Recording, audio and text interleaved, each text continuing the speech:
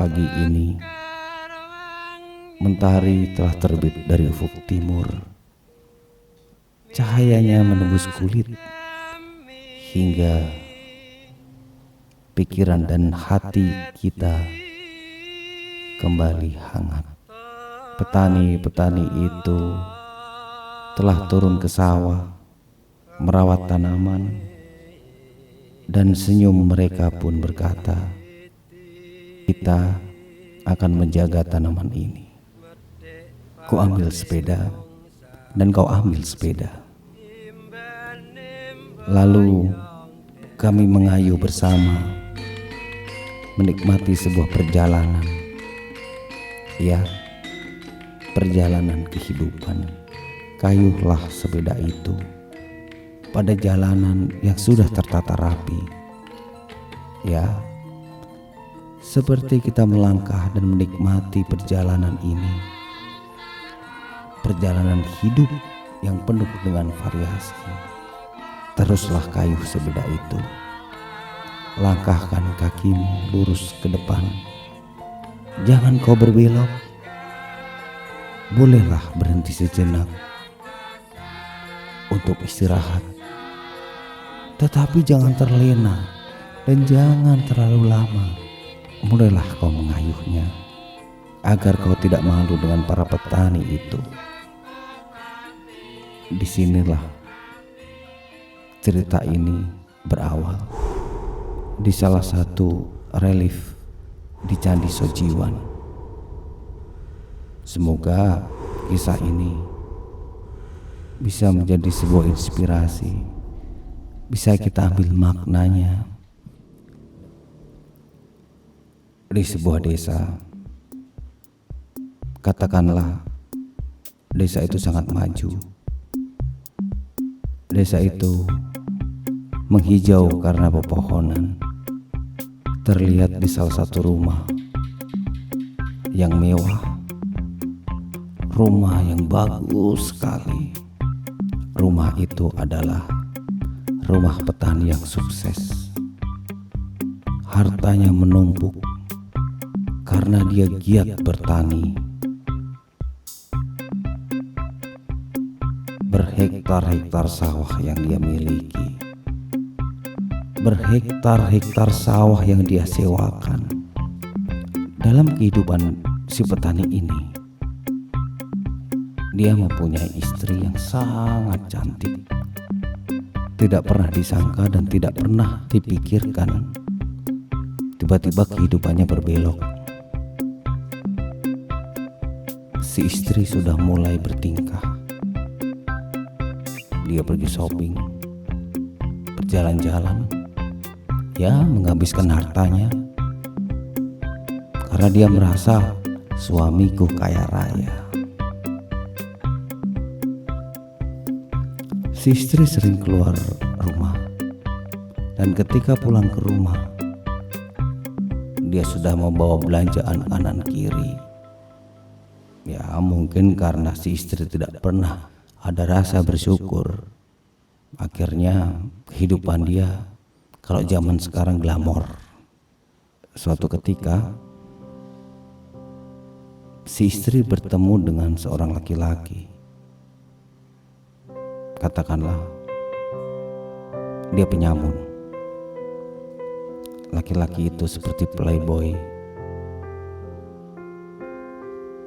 Dia ganteng, gagah, tetapi mempunyai sifat yang sangat licik.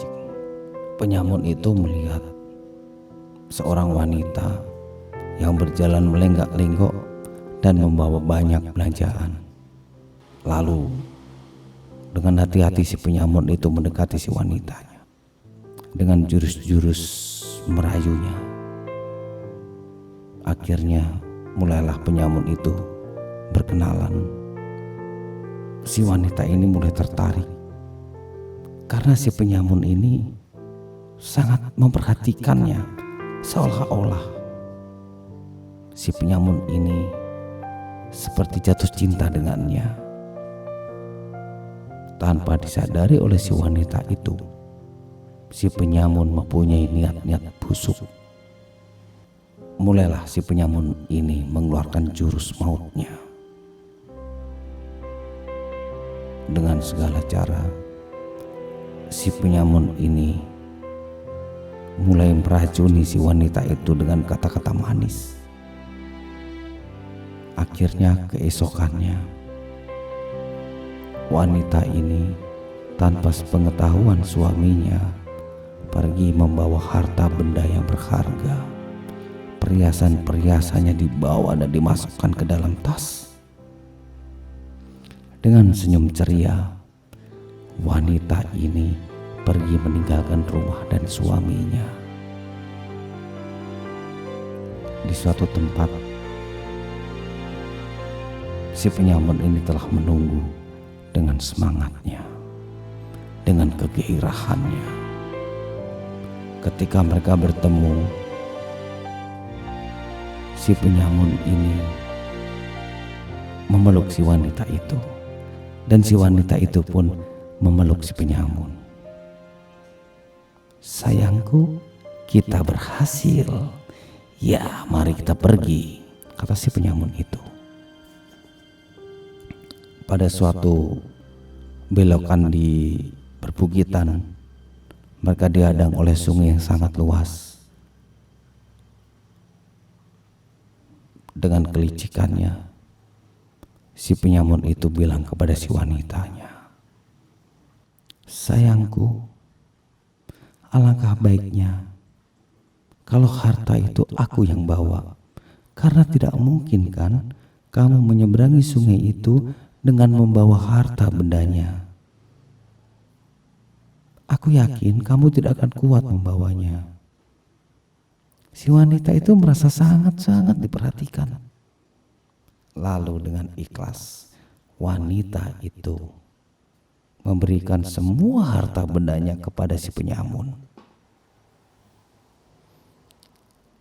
Ketika wanita itu hendak menurunkan kakinya di sungai, si penyamun masih mencoba merayunya. "Sayangku, jika kau menyeberang, alangkah sayangnya kalau baju kamu itu basah. Nanti kamu sakit karena masuk angin dan kedinginan." Wow, wanita itu merasa sangat diperhatikan. Lalu mulailah si wanita itu melepas pakaiannya satu persatu. Senyum sinis si penyamun mulai menghiasi bibirnya.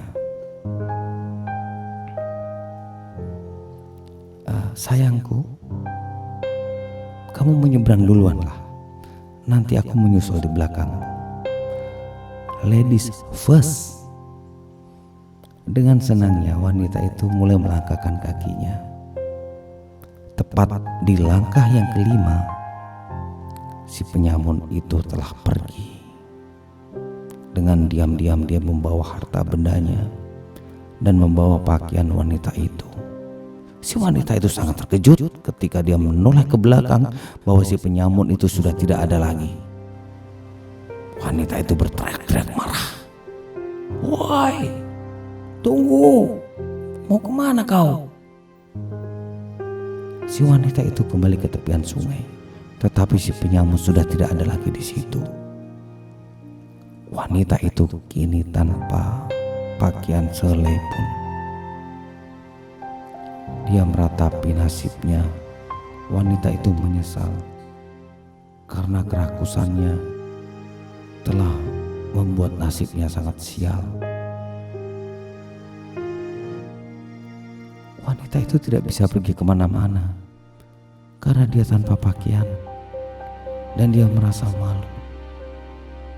Dia sangat-sangat merasa malu karena tindakannya. Dia berteriak-teriak meminta maaf kepada suaminya. Tapi apa yang dilakukan juga akan percuma karena suaminya tidak ada di situ.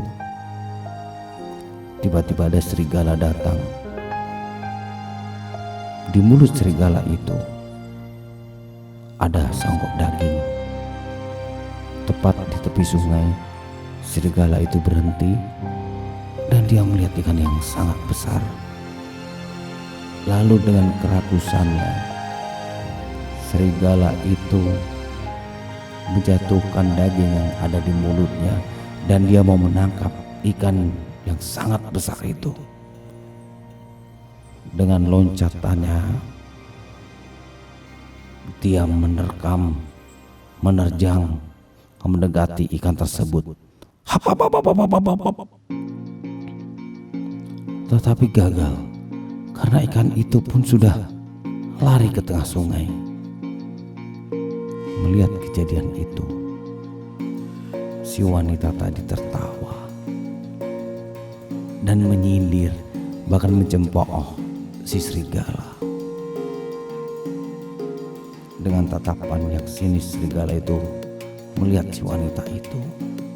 Dalam hati si serigala pun berkata, "Maling," teriak, "maling. Kita sama-sama rakus, kita senasib, tetapi kau lebih bodoh daripada aku. Aku bilang kau lebih baik menjadi lonte." Serigala pun itu pergi dengan senyum yang sangat-sangat manis. Begitulah sebuah kisah di salah satu candi relief di Candi Sojimat.